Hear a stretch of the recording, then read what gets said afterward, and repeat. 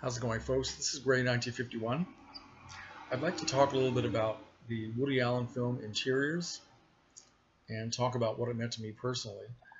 So, anyway, this is kind of a self-indulgent video, but okay, Interiors came out in 1978, and it was the first series film that Woody Allen did. He had always been known for comedy. This was only a year after he had done his Academy Award-winning film Annie Hall, and it couldn't have been more of a departure and put a lot of people into shock because when they saw Interiors, they were expecting it to be at least partially funny, and it wasn't funny at all. This was Woody's version of an Ingmar Bergman, you know, tragic film, and I think he did a wonderful job. When I saw this film in 1978, as I was 27 years old, I was very, very affected by it, very moved by it, and of course, it's the story of a family. A husband and wife and their three grown daughters, and their difficulty in communicating with each other, difficulty in understanding themselves, difficulty with relationships, marriages, and it's very well acted by everyone concerned. The parents in the family are played by E.G. Marshall and Geraldine Page. The three daughters are played by Diane Keaton, Kristen Griffith, and Mary Beth Hurt.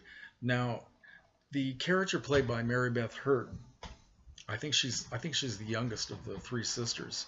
Her name is Joey, and she struck me as being a very irritating character when I first saw it because she was always totally self-absorbed and trying to figure out what kind of a career she wanted to have, what she wanted to do with her life. Nothing was ever good enough. She had tried being an actress. She failed at that. She had tried being a photographer. She wasn't very good at that.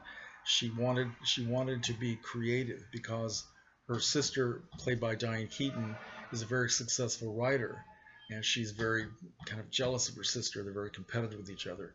Her other sister is an actress who's very successful in low budget kind of exploitation films, but she's doing very well. So Joey is unable to find anything to grab onto that makes her able to express herself, and she feels that if she can't do something artistic with her life and just end up in some dull job and a dull marriage and having kids, that she will just be trapped and she will be a failure. And she also is in a relationship with a fairly nice guy played by Sam Waterston, who seems to love her very much, but she's not even happy with that. Okay, so the film is in many places difficult to watch because of the tragic consequences that happen when the father decides that he wants to leave his wife and live on his own. And eventually he finds another woman that he falls in love with and gets married to, played by Maureen Stapleton, who is the polar opposite of his wife, played by Geraldine Page, who is an interior decorator, and she specializes in creating rooms and spaces that are very, very pale and sparse and almost empty.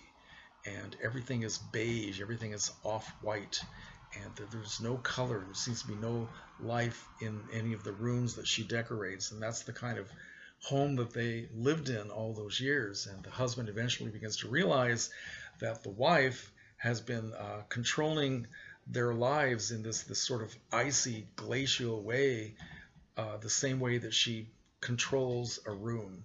So that's the situation in the film. I think it's very well written and very well acted, and it's certainly beautiful to look at, all of the set design.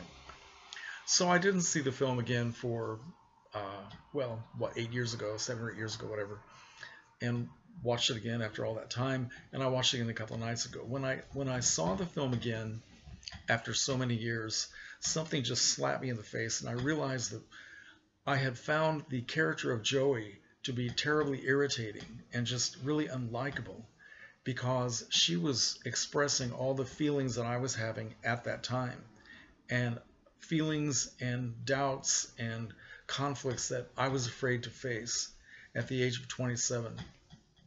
I was still in college. I had started college very late at the age of 23. And at 27, I was still not sure why I was in college, except that I just liked studying and I liked learning things and being in that atmosphere. But I wasn't deciding on, okay, this is a career path. This is something I like. This is something I can do. I will go in this direction. I was just beginning to have all these conflicts with trying to figure out where my life was going. I had been working at a blue collar job for 5 years and was not happy, was not satisfied. I felt that it wasn't something that was expressing the real me, whoever that was. So I thought that, okay, this is temporary. I'm going to find something in my college classes that will, turn a light bulb on in my head, and I'll say, yeah, this is the direction I want to go in. Well, that never happened. I eventually gave up on all those dreams. I did keep going to college, but I was only going part-time, so it took me a long time just to get an associate degree in liberal arts, which looks great on the wall, and I'm very proud that I did it, but it never led me to anything else. I stopped my education with 2 years of college and an associate degree. So I was having all these conflicts that this character of Joey was having, even though she's a woman, and so it makes things a little bit different. But the concept of someone trying to find themselves, that really has nothing to do with gender.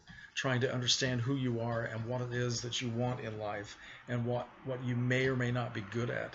And when I saw this again, it hit me that wow, that was she was speaking my voice, things that I was not being able to face, and that's why it affected me so deeply, I think, and why I was so irritated by that character. Maybe I was angry with myself because I wasn't finding my direction, and essentially never did, because I stayed with the blue collar job, ended up staying for 41 years, and now I no longer do it. So I gave up on all those dreams about finding my vocation in life. And wow, it always happens when I watch a film for the second time or the third time. I see new things in it. It was certainly true with Interiors.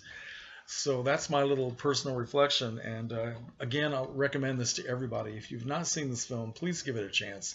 It is definitely worth seeing, and maybe it will speak to you as well. Okay, thanks for watching, and leave comments.